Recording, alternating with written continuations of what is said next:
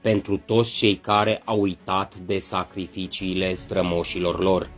Și mai mult decât atât, din cauza dezinformării și a propagandei sovietice dusă la un nivel nemai întâlnit, țin partea cotropitorilor și a torționarilor buneilor lor, îl readucem în memorie pe căpitanul Ionel Epure, cel care noaptea de 27 spre 28 iunie 1940, aflându-se la conducerea escadronului 4 din cadrul regimentului 3 Călăraș al Armatei Române, cantonat în zona localității Coșăuți din județul Soroca, însoțit de încă 2 ofițeri, a ieșit în întâmpinarea trupelor Armatei Roșii, care, nerespectând termenii ultimatumului, au trecut Nistrul, invadând Basarabia.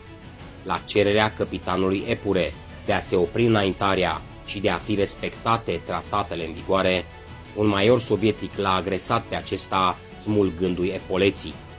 Printr-un gest fulgerător, Ionel Epure și-a scos pistolul și l-a împușcat mortal pe rus, apărând astfel cu propria viață onoarea Armatei Române, imediat fiind la rândul său ucis de către sovietici. Glorie eternă eroilor neamului!